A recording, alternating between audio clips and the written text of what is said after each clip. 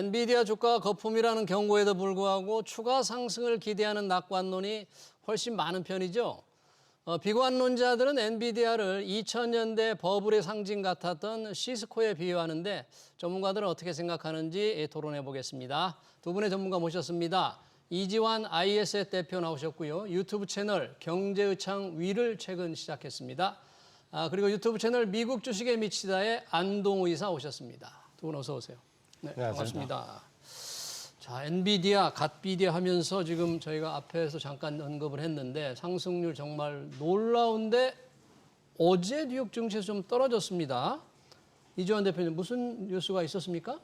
하루아침에 펀더멘탈이 달라진 건 아니고요. 사실 이제 지금은 이제 수급적으로 조금 교차되는 시기입니다. 5월 말에 MSCI 리밸런싱 이후에 지금이 이제 미국 소모업체 만기주거든요. 이게 지금 이제 6월 말 반기 기준의 만기주이기 때문에 기존에 이제 펀드들이 지금은 펀드를 리밸런싱 재편성해야 될 시기고 많이 올랐던 종목들 비중을 좀 낮춰야 되고 반대로 공매도 했던 종목을 일부 환매하면서 그동안 패시브 자금들이 이끌어왔던 지수 관련된 ETF 펀드들이 물량을 조정하는 시기이기 때문에 아마 이 시기와 맞물리면서 어제 엔비디아의 조정을 보면 엔비디아, ARM 그리고 마이크론 테크놀로지 최근 한 달 정도 사이에 굉장히 가파르게 올랐던 종목들 위주로 하락을 했고 AI 모멘텀을 받는 뭐 전체 종목들 뭐 슈퍼 마이크로 컴퓨터라든지 혹은 최근에 많이 좀 견조한 모습을 보였던 마이크로소프트 외에 다른 AI 종목들은 큰 변동성이 없었습니다. 그러니까 그걸 본다면 어떤 펀더멘탈 상의 문제라기보다는 수급적으로 지금은 어느 정도 오버슈팅했던 종목들의 비중을 낮추는 펀드들의 작업이 일부 있다. 수급적인 이슈로 지금은 단기적으로 보시는 게 조금 더 타당할 것 같습니다. 펀드들의 비중을 높이는 게 아니고 조금 낮추는 거예요? 이제 이런 거죠. 우리가 이제 얘기하는 보통 6월이나 9월, 특히 6월, 12월 같은 경우는 지수를 추종하는 패시브 자금들이 예를 들어서 엔비디아의 비중이 5% 혹은 테슬라의 비중이 3% 이렇게 펀드 비중을 잡아놓으면 지금 엔비디아가 너무 가파르게 상승했기 때문에 5%가 아니라 펀드 내 비중이 7%, 8%가 된 거죠. 그러니까 그렇죠. 이거를 6월 말이나 12월 말 정도는 반기나 연말에는 비중을 다시 재조정하거든요. 그런 부분 때문에 물량이 어제 쏟아졌고 이걸 우리가 이제 흔히 얘기하는 거는 롱숏 펀드들이 일정 뷰 포지션을 청산했다라고 보시면 수급적인 측면에서 이해를 하시고 펀더멘탈 상에 어떤 큰 AI와 관련된 문제점이 있지 않냐라는 것은 아니다라는 거를 인지하시는 게 좋을 것 같습니다. 네, 일시적인 비중 조절 과정에서 나타나는 하락으로 보이는데 얼마 전 월스트리트저널이 그런 보도를 한 것 같습니다. 엔비디아 주가가 워낙 올라가니까 2000년대 네트워크 장비 업체 시스코와 비슷한 흐름이 나오지 않나 자칫하면 그런 거품이 터졌던 시스코 꼴을 당하지 않을까, 겪지 않을까. 왜 이런 비유가 이렇게 자꾸 나오는 겁니까, 요즘? 그런 경고, 과매수 이런 얘기도 좀 많은 것 같아요. 네, 일단 과매수 영역에 있는 건 맞습니다. 과매수. 상대 지표인 RSI가 80 이상에서 계속 머물고 있는 것도 사실이고요. 예. 그리고 시스코랑 비교하는 것 자체는 그 당시와 지금 그 기술 혁신의 중심에 서 있는 최선두에 있는 기업이 시스코와 엔비디아이기 때문이죠. 그 당시는 그 인터넷 인프라 핵심 장비를 제공하는 시스코였고요. 지금은 AI 데이터 센터에 AI 가속기 칩을 제공하는 엔비디아이기 때문에 그렇게 비교가 되는 것 같고요. 산업 혁신의 가장 핵심이다. 네네. 당시 인터넷, 지금은 인공지능. 네, 맞습니다. 그래서 그런 과정을 같이 겪으면 엔비디아도 시스코와 같은 길을 걷지 않냐는 우려가 있기는 합니다. 네, 있긴 한데 지금 폭발적 성장, 그러니까 초기 성장은 지나가고 있는 상황인데요. 네. 그때와 비교하면은 그 당시에는 그 인터넷 인프라, 즉 네트워크 장비를 갑자기 이제 인터넷이 발달하면서 구매를 하기 시작했습니다. 데이터 서버 업체들이. 근데 이게 그 다음에 쓸모가 없어진 겁니다. 당장 사용할 만한 그 인프라가 안 돼 있는 겁니다. 그래가지고 그게 중고로 나오기도 하고 그래서 시스코의 매출이 떨어졌습니다. 그러면서 주가가 역성장하면서 급락하는 그런 걸 겪었는데요. 현재 엔비디아는 AI 가속기, 즉 반도체가 GPU 반도체가 그런 상황은 아닙니다. 계속 사고 있고 최신 장비를 계속 사고 있기 때문에 어떤 처음 비교부터 좀 다르지 않나 그래요? 생각입니다. 네. 월스트리트저널에 유사한 그런 흐름을 보이지 않을까 하는 그런 기사였지만 우리 안동호 이사는 좀 다르다. 당시 시스코의 주가 이 상승과 하락의 사이클을 조금 구체적으로 한번 좀 설명을 좀 해주십시오. 어떻게 올라갔다 어떻게 떨어졌는지. 아마 이제 대부분 지금 정황상 보면 예. 사실 비교하기가 굉장히 좀 좋거든요. 유사하고 사실 어떻게 보면 정황상이나 기술적 분석상으로 보면 거의 흡사하게도 사실 보입니다. 그러니까 어떻게 보면 그때는 인터넷 혁명이 있었고 지금은 AI 혁명이 있었고 네. 그때는 인터넷에 가장 필수적으로 초반에 부과했던 라우터 접속 시스템에 이 시스코가 독점력을 가지고 있었거든요. 독점. 근데 지금은 AI 모멘텀에서 GPU에 대해서 엔비디아가 독점력을 가지고 있죠. 그러다 보니까 시장 상황의 AI 혁명, 인터넷 혁명, 독점력 여기에 주가 흐름도 사실 시스코 같은 경우도 그 당시 닷컴 버블이 있었지만 아주 실체가 없는 기업은 아니었거든요. 실제 매출이 일어났던 기업이잖아요. 그렇죠. 그러니까 우리가 뭐 주가가 한 40배 올랐다라고 얘기하는데 예. 그 직전에 이제 그거는 95년도부터 한 99년까지 이미 주가가 안정적으로 한 10배 정도 성장을 했었습니다. 그러니까 엔비디아랑 비슷하죠. 엔비디아도 이번에 AI 열풍이 있었지만 사실 그 전에 실적이 굉장히 탄탄했었거든요. 그렇게 둘 다 가다가 절정기에 맞물렸을 때 시스코가 한 2000년도 그 1년 정도 만에 주가가 20달러에서 80달러로 수직 상승을 해버렸죠. 그러면서 1년 사이에 주가가 굉장히 가파르게 올랐고, 근데 이게 또 다시 2000년대 그러니까 시스코 주가는 한 5년 동안 40배 정도? 네, 안정적으로 한 10배 정도 올랐다가 오르다가 마지막 한 99년도에서 2000년도 그 사이 1년 1년 정도에 사이에? 20달러에서 80달러까지 네 급진작을 배. 해버렸죠. 그러니까 40배가 되네. 한 5년 그렇죠. 정도로 넓혀보면. 그러니까 크게 보면 한 40배 정도 되는 네. 거죠. 그래서 그렇게 급진작했다가 2000년도 한 해 다 빠졌거든요. 80달러에서 20달러로 급진작을 해버렸거든요. 네. 그러다 보니까 뭔가 정황상 이게 지금 엔비디아도 주가가 상당히 탄탄했지만 AI 모멘텀에서 이렇게 올랐다가 갑자기 또 이렇게 거품이 빠진 거 아닌가 했는데 사실 이거는 그 정황상 비슷하지만 그때와 지금의 경제 상황도 다르고 경제 사이클도 다르고 실제 산업 구조도 다릅니다. 그러다 보니까 뭐 뒤쪽에 말씀드리겠지만 그 당시 시스코 그 CEO였던 챔버스가 스스로 그때의 시스코와 지금의 엔비디아는 다르다고 표현을 했죠. 그러니까 우리가 이거를 정황상 어떻게 보면 애널리스트들이나 전문가분들이 끼워 맞춰서 보면 굉장히 유사하지만 하나하나 다 뜯어보면 사실 경제의 지금 사이클이라든지 혹은 통화 정책이라든지 혹은 지금 산업 구조상에서 파급 효과라든지 이게 다 그 면밀히 보면 다 다르다. 그래서 지금은 그런 부분들을 보면 이걸 너무 동일시하는 건 어떻게 보면 약간 좀 가시거릴 수도 있다. 이렇게 보셔도 될 것 같습니다. 그래요. 그러면 우리 안동호 이사께서는 지금 시스코와 같은 흐름을 겪을 가능성을 한 몇 퍼센트 정도 혹시 어떻게 보세요? 그런 가능성 있다고 보십니까? 전혀 없다고 보십니까? 가능성이 아예 없다고 뭐 말하기에는 네. 좀 어폐가 있겠죠. 근데 가능성은 극히 좀 낮아 보이는 상황입니다. 왜냐하면 특히 낮다.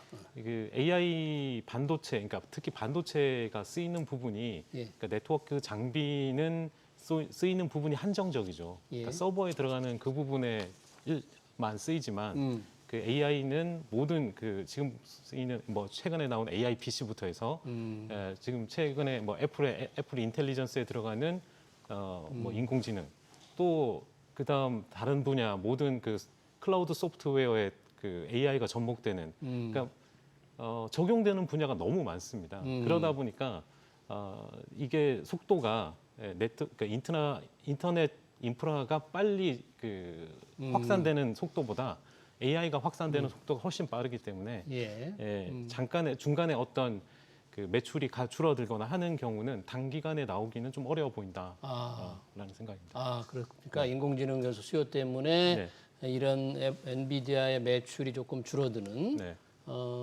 시스코는 그렇게 매출이 줄면서 주가가 좀 떨어졌다는 거잖아요. 네네. 근데 시스코와 뭐 꼭 비교를 한다면 지금 시점에서 보니까 시스코도 여전히 당시와 똑같이 이 장비 업체의 1등 회사이고 매출도 길게 보면 지속적으로 늘었어요. 근데 주가는 당시 폭락을 했고 지금 현재 시스코 주가는 그 최고치를 한 번도 뚫어본 적이 없더라고요. 절반 정도 되죠 지금. 네, 그러니까 지금도 절반. 그러니까 매출은 계속 늘고 있는데 그런 거 보면 실체도 있고 여전히 시장 1등인데도 주가가 그렇게 떨어져 있다는 것은 주가는 항상 끝까지 오를 수만은 없다.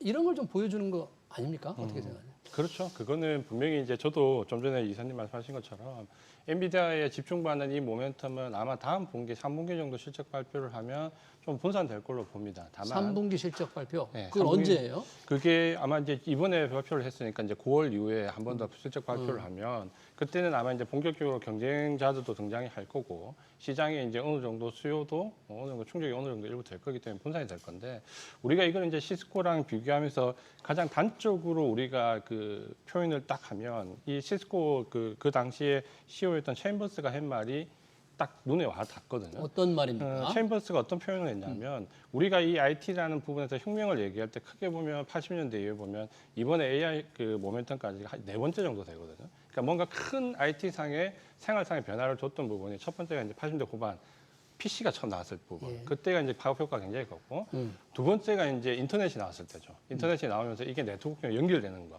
그리고 세 번째가 클라우딩 컴퓨터. 그러니까 우리가 지금 데이터 센터라고 얘기하는 클라우딩 컴퓨터가 나오면서 이제는 이게 네트워크 연결되는 게 아니라 사업 자체가 비즈니스 자체가 이제 완전히 달라져 버렸죠. 그리고 이번에 이제 AI 모멘텀이 4번째인데 이 각각의 파급 효과가 어느 정도라고 판단을 했냐면 챔버스가 그 당시에 시스코가 나왔던 인터넷 그리고 최근에 가장 파급 효과가 컸던 게 클라우딩 컴퓨터인데 그 인터넷과 클라우딩 컴퓨터를 합친 것만큼 엔비디아는 파급 효과가 더 크다라고 표현을 했거든요. 아, 인공지능 열풍은 영향은 더 크다. 네. 그러다 보면 우리가 받는 모멘텀의 그 챔버스 얘기는 사이즈 크기가 다르다라는 거죠. 인터넷에서 받는 시스코의 모멘텀과 AI 모멘텀에서 받는 엔비디아의 모멘텀은 이 사이즈 자체가 다르다라는 부분을 얘기를 했고 우리가 뭐 그 실적에는 여러 가지 비교를 하겠지만 사실 그 시스코도 굉장히 실적이 좋았지만 사실 지금 엔비디아 실적은 그거를 훨씬 더 능가합니다. 그러니까 지금 따라오는 실적 자체가 우리가 뭐 단순하게 이거를 뭐 주가에서 얘기하는 PR이나 이런 개념으로 얘기해도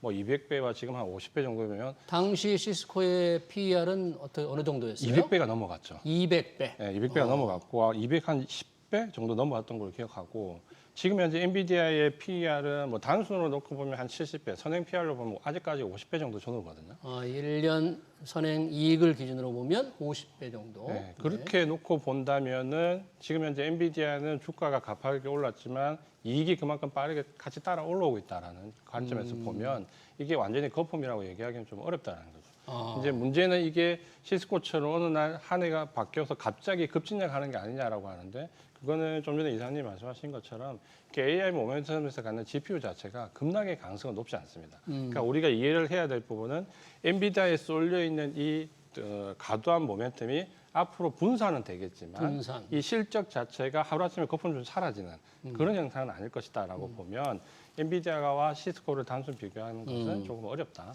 이렇게 보시면 될 것 같습니다. 그러면 엔비디아의 지속적인 상승의 걸림돌, 상승을 막는 요인들은 어떤 것들이 걸림돌이 될 수 있을까요? 네, 가장 큰 부분은 그 엔비디아의 뭐 AI 가속기를 사주는 빅테크 기업들, 그러니까 GPU 칩을 예. 지금 H100이든 뭐 B200이든 아. 나중에 루빈이 나오든 그러한 칩들을 사주는 빅테크 기업들이 자본 지출을 줄일 때, 그러니까 뭐 마이크로소프트라든지 네. 메타라든지 뭐 아마존이라든지 예. 예. 그래서 이제 투자를 줄일 때 예, 클라우드 서비스 공급업자들이 현재까지, 그러니까 2027년까지는 지금 계획이 예상되는 그 자본적 지출이 계속 증가하고 있습니다. 2027년까지요? 네네, 계속 증가를 예상하고 있는 상황인데요. 예. 그러다 보니까 엔비디아 주가도 그때까지 EPS가 계속 증가하는 걸로 나오고 있거든요. 그러니까 애널리스트들이 예상치, 월스트리트 애널리스트들의 예상치가 그렇게 나오고 있는 상황입니다. 주당 순이익이 네. 2027년까지 엔비디아가 계속 오를 증가, 것이다. 예, 계속 증가하는 걸로 지금 나오고 있는데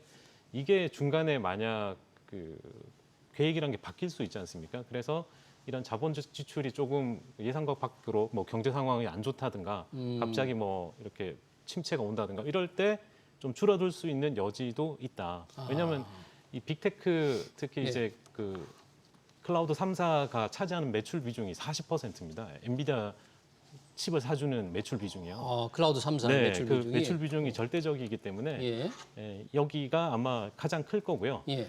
다음은 데이터 센터가 계속 늘어나면서 투자를 하는 거죠. 이 클라우드 제공업자들이 클라우드 데이터 센터를 계속 건설하면서 AI에 투자를 하는데 이 속도를 저번 시간에도 말씀드렸지만 전력이 못 따라올 경우입니다. 전력. 네.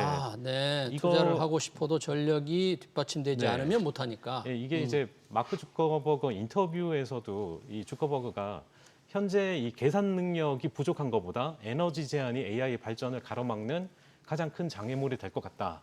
예, 이런 이야기를 할 정도로 예. 아직 뭐 전 세계적으로 전력이 따라 이렇게 바로바로 수급이 되기에는 조금 제한이 되지 않을까. 그래서 지난주에 미국 같은 경우 이제 상원에서 전력과 관련된 법안이 통과됐습니다. 지원 관련해서 원자력 지원이. 원자력 지원에 관한 법이 이제 원래 이제 미국은 원자력이 규제위원회거든요. 원자력 규제위원회라는 게 있어가지고 계속 규제를 했습니다. 예. 근데 이번에는 전력이 모자라니까 이거를 지원하는 방향으로 법안이 바뀌고 있고요. 그래서 1기가와트급의 그 데이터 센터가 아직 나오려면 좀 시간은 멀지만 현재 1기가와트급으로 데이터 센터가 나올 정도로 그러면 GPU가 약 100만 개 정도 들어가는 그 정도의 대규모 데이터 센터가 나올 때 그걸 지원해줘야 되거든요. 전력이.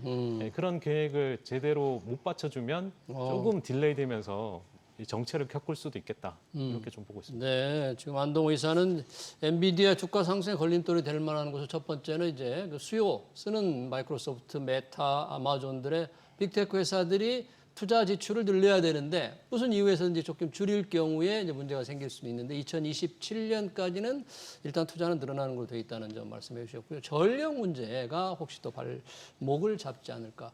전력 이런 AI 열풍이 불면 전력 관련된 주식에도 관심을 좀 가져야 되겠네요. 근데 미리 좀 많이 올랐습니다. 뭐 대표적인 이제 전력 관련 기업인 이제 버티브 홀딩스라는 곳도 버티고 홀딩스? 버티브 홀딩스라고 버티브 해서요. 홀딩스요? 예, 그 데이터 센터에 들어가는 전력 장비를 납품하는 회사고요. 그다음에 또 그 열이 많이 발생하기 때문에 데이터 센터에 열 관리를 해주는 그런 전문적인 회사로 이제 버티브 홀딩스라는 게 있고, 네. 뭐 아니면 이튼이라는 회사도 있습니다. 이튼? 네, 이튼이라는 회사도 있고, 음. 그리고 최근엔 또 이제 뭐 국내에서도 변전기 그 고압 변전 네. 이런 거 관련해서 이제 HD 현대일렉트릭 뭐 이런 것도 많이 올랐죠. 그래서 그 회사 주가가 많이 올랐군요. 네네. HD 현대일렉트릭. 네네. 네, 그렇고요. 또 엔비디아 주가의 발목을 잡는 또 다른 요인이 아까 잠깐 말씀해 주셨을 때 우리 이주환 대표 말씀해 주셨을 때 경쟁사가 나올 수도 있다고 그랬잖아요. 지금 경쟁 구도의 예상은 어떻게 해볼 수 있을까요? 이런 AI 가속기 GPU의 경쟁 구도 가능성. 일단 이제 지금 현재 출사표를 던지는 기업들은 인텔도 있고요. 인텔의 가우디가 인텔. 있고 네. AMD의 MI300이 있습니다. 그리고 이제 애플은 자체적으로 이미 이제 GPU 개발을 어느 정도 완성해 가는 단계고, 마이크로소프트나 구글도 이미 이제 개발이 어느 정도 진행이 되고 있는 상태입니다. 그러니까 우리가 전통적으로 이 반도체 기업이라고 하면 항상 이전에는 종합 반도체를 생각을 했거든요.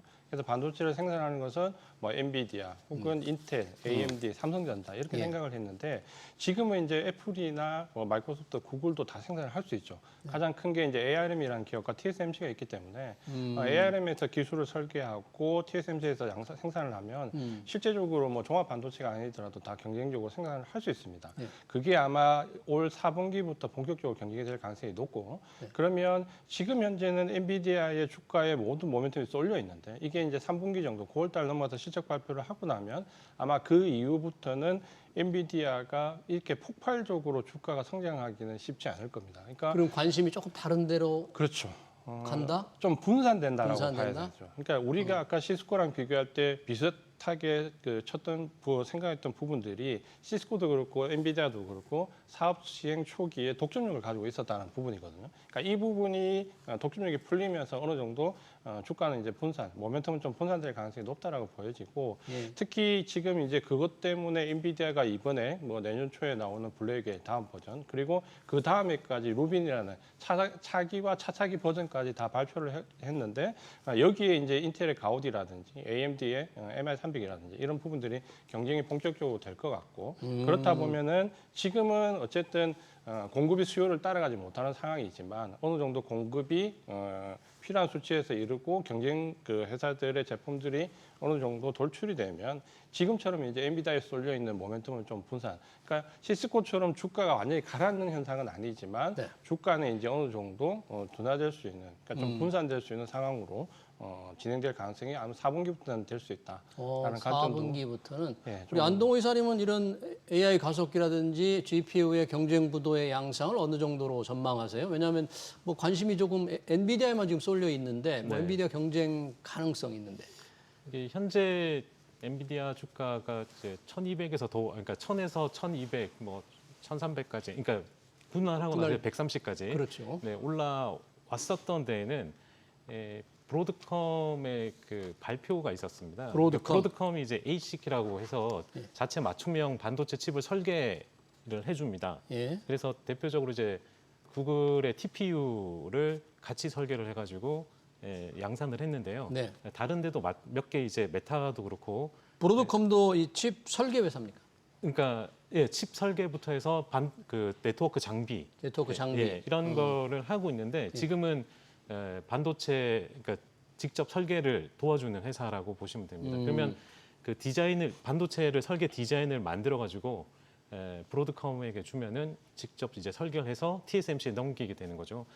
그 부분이 이제 커지고 있는 건데, 그래서 앞서 그 3대 이제 클라우드 회사들도 마찬가지로 예. 자체적으로 칩을 설계해서 엔비디아를 조금이라도 이제 적게 쓰기 위해서, 왜냐하면 너무 비싸고 오래 걸리고 받는데. 비중 좀 많다 예. 보니까 그걸 벗어나려고 하는데, 그 부분은 대부분 그 인공지능에서 추론에 해당되는 부분입니다. 그러니까 인공지능에는 트레이닝, 훈련시키는 부분이 훈련과. 있고, 그다음 뒤에 이제 추론하는 부분이 따로 있는데, 그 트레이닝 부분은 절대적으로 그냥 엔비디아입니다.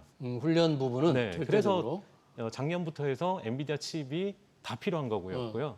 그리고 나서 모델을, 라지 랭귀지 모델을 실제 사용하는 데 있어서 추론 과정이 필요한 거죠.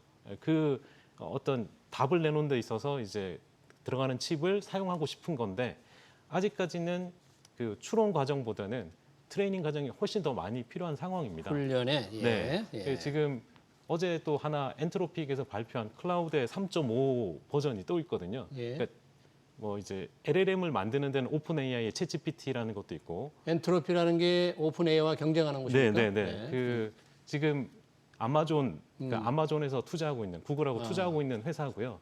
거기서 이제 모델을, 그 인공지능 모델을 만든 거죠. 그런 모델들이 있는데, 어제 나온 모델도 3.5 버전인데, 그 버전이 지금 그 GPT-4보다 조금 성능이 좋다. 뭐 이런 정도로 GPT-4보다? 지금 훈련을 계속 경쟁하고 있는 상황이고요. 예. 네. 결국에는 어떻게 보면 슈퍼 인텔리전스, 초지능까지 나올 때까지는 모델 훈련이 계속될 가능성이 있다.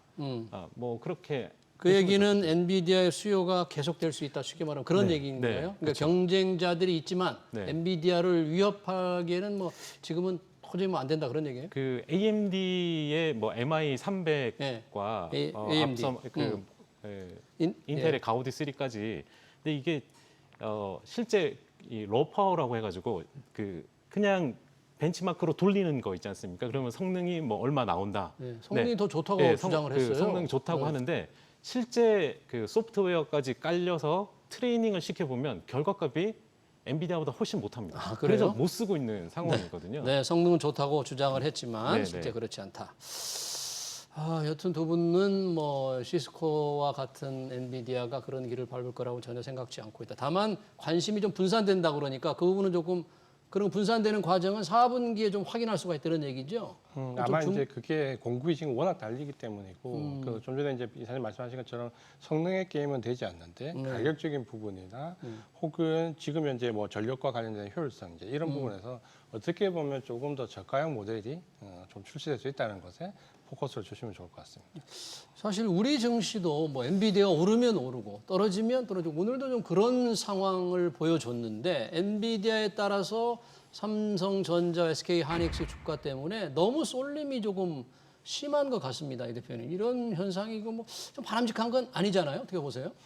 일단은 이제 이런 현상이 지금 아주 그 어떻게 보면 작년 5월달 AI 열풍이 불고 난 이후부터 미국은 M7이라고 불려지는 어떻게 보면 테크 기업들 그리고 우리는 하이닉스를 비롯한 장비 업체들이 거의 시장을 독주를 하고 있는데 사실 이런 부분은 이번에만 돌출된 것은 아닙니다. 그러니까 우리가 지금 작년 이후에 금리가 동결된 시기가 지금 시기에 해당되는데 우리가 항상 그 금리가 인상되거나 금리가 인하될 때는 잘 적응을 합니다. 그러니까 주가가 추세적으로 상승하거나 추세적으로 하락하기 때문에 어느 정도 받아들이는데 보통 이 금리 동결 시기에 오히려 개인 투자가분들이 투자하기가 좀 더 어려운데 이 금리 동결 시기에는 90년대 이후의 경우 네 번의 경우를 보면 특징이 있습니다. 하나는 대형주가 소형주보다 수익이 좋다는 것과 대형주가. 네. 그 다음에 또 하나는 항상 기술주가 시장을 주도했다는 점. 그러니까 이 두 가지가 그 금리 동결 시기의 가장 큰 특징인데 그렇게 놓고 보면 지금 현재 미국의 M7, 우리의 그 하이닉스나 혹은 일부 대형주들이 그 성적이 좋은 것과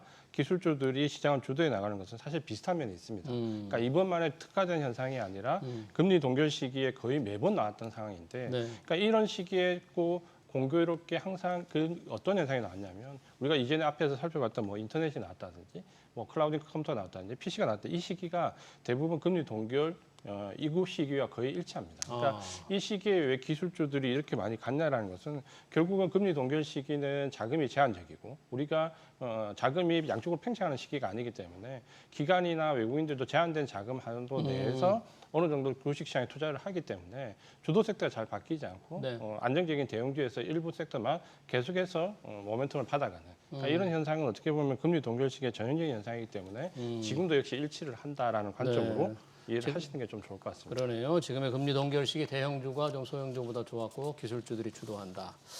자, 삼성전자 늘 물어보는 질문입니다만은 엔비디아, HBM 납품 아직 소식 없죠? 네, 현재까지는 없습니다. 감관부 소식이에요? 아직까지 없는데요. 이게 지금 테스트를 하고 있다고는 하는데 약간 그 1년간의 그 HBM, 그러니까 HBM 중에서 뭐 3, 그러니까 이 부분에 대한 테스트 통과지 않습니까? 근데 엔비디아가 지금 주문해서 그 TSMC에서 그 생산하는 그 양을 보면은 그 양을 가지고 지금 역으로 추산을 합니다. 예. 그러니까 서버 업체가 주문 받은 거에다가 그걸 역으로 추산해서 GPU를 계산해내거든요. 그걸 보면은 지금 대만에서 그 수주받은 게 57만 대 정도 된답니다. 서버가. 57만 그러면은 네. 거꾸로 계산하면 GPU가 460만 대고요. 예. 그러면 이게 퀄을 통과해도 예. 그러니까 하이닉스랑 그 마이크론이 이제 납품하는 양을 계산하면 삼성전자가 받을 물량이 거의 없습니다. 그러니까 이 품질 테스트를 통과해도 받을 물량이 없다고? 그래서 아예 이제 그걸 늦추고 있는 게 아닌가. 그러니까 엔비디아에서도 급한 게 없는 겁니다. 그러니까 이게 받아도, 그러니까 HBM을 받아도 그 TSMC에서 코어스 과정에서 패키징, 어드밴스 패키징을 해야 되잖아요. 네, 조립을 해야 되는 거예요. 그걸 해야 되는데 그 물량이 한계가 있으니까 더 늘어나면 내년이나 이렇게 될 가능성이 좀 있어 보이고요. 그것 때문에 쉽게 했다고 그 쿼럴 테스트 했으니 물량을 바로 납품하기도 좀 어려운 상황입니다. 아, 그래요? 네. TSMC에서 이 조립을 해야 되는데 삼성전자가 테스트, 품질 테스트를 통과해도 TSMC 할 수 있는 역량이 지금 오버됐다는 거잖아요. 넘어섰다는 거잖아요. 네, 그 부분을 지금 만약 하이닉스 물량을 줄이고 마이크론을 줄이고 할 수는 없지 않습니까? 네. 새로 만약에 늘어나면 삼성 걸 받겠지만 네. 아직까지는 그런 상황은 아니다. 그런 분석이 있네요. 네. 이런 분석은 어떻습니까, 이 대표님? 일각에서는 삼성전자가 이제 엔비디아 HBM을 납품하게 되면 HBM이 공급 과잉이 될 수 있다. 아까하고 좀 비슷한 얘기, 우리 안동호 이사랑 비슷한 얘기도 될 수 있는데 그런 전망도 있어요? 일단은 이제 저도 좀 그 시각은 비슷합니다. 그러니까 지금 현재 엔비디아가 당장은 급하지 않다. 물론 이제 공급이 타이트하긴 하지만 SK 하이닉스 받는 물량과 마이크론 일부 보완되는 물량을 하면 제가 봤을 때 올해 그 수급에는 크게 문제가 없을 것 같다는 부분이고 또 한 가지는 이제 그럼에도 불구하고 엔비디아가 삼성전자가 계속해서 노출을 가지는 것은 이제 향후 전략에 따른 부분이 있을 거라고 보여지고 그 부분은 지금 현재 그 엔비디아 주력 제품이라 할 수 있는 뭐 HP100이나 200이나 이쪽은 개당 CPU 하나당 그 HBM 반도체가 4개에서 6개, 보통 4개 전후로 들어가거든요. 그러니까 이게 내년도 1월 달에 블랙웰이 HBM4가 생산되게 되면은 HBM 반도체 8개로 늘어납니다. 그리고 한 해 뒤에 나오는 루비는 HBM 반도체가 12개로 늘어나거든요. 그러니까 내년과 내후년의 양적 팽창이 굉장히 2배 가까이 되기 때문에 지금부터 어느 정도 삼성전자의 루트를 확보할 필요는 있겠지만 그게 당장 급하지는 않다라는 거고 그렇게 본다면 아마 내년도 블랙에일이 생산되는 시점부터 삼성전자 그 HBM3가 공급될 가능성은 저는 높다라고 보여지고요. 내년에 아마 지금 현재 조금 그 서로 그 엔비디아와 삼성전자가 조금 갈등을 겪는 부분은 아마 이제 발열 문제와 관련된 부분이 있는 것 같은데 그런 부분들은 저도 문의를 해보니까 기술적으로 극복이 가능한 부분이라는 얘기를 들어서 아마 내년 정도에는 적어도 삼성전자가 블랙에일에는 공급을 하지 않을까 이렇게 예상을 하고 있습니다. 네, 조금 시간이 더 걸릴 것 같다는 말씀이고. 그래서 엔비디아 거품론이 있지만 그래도 투자자들 지금이라도 들어가고 싶다. 엔비디아뿐이다. 뭐 우리 소수점 투자도 많이 한다는데 지금 매수해도 정말 위험하지 않아요, 안동 이사님? 실제 이제 약간 부담스럽긴 하죠. 왜냐하면 앞서 이제 그 포워드 선행 PR도 50배. 네, 선행 PR로. 근데 이제 이게 약간 애널리스트마다 향후 그 전망이 좀 다르기 때문에 가장 이제 강세가 되는 곳이 뭐 뱅크 오브 아메리카나 로젠블라트가 EPS가 27년 그러니까 그냥 칼렌디어로 네. 27년 이전 그러니까 26년 말까지 EPS가 $5가 된다고 지금 가정하고 있습니다. 주당 순이익이 지금은 네. 얼마인데? 현재 3달러가 안 되는 3달러가 안 3달러 근처 되는데 주당 순이익이. 2.99 네. 내년이 이제 3.67 뭐 요 정도 됩니다. 근데 그걸 지금 $5까지 올라갈 수 있다 이렇게 보고 있는 거죠. 그래서 그렇게 되면 $5에다가 PER을 40배를 줘서 그 $200의 목표가가 나오는 건데 그래서 목표가가 $200가 그렇게 해서 이제 되는군요. $200가 나오는 건데 지금 현재 상황 봐서는 가능은 합니다. 가능은 하죠. 하지만 네, 근데 뭐 지금보다는 그래도 좀 조정 받을 확률은 있거든. 늘 5에서 10%는 가격 조정이 있을 수 있기 때문에 조정이 온다면 그냥 고민 없이 사셔도 괜찮지 않을까 싶습니다. 잘 알겠습니다.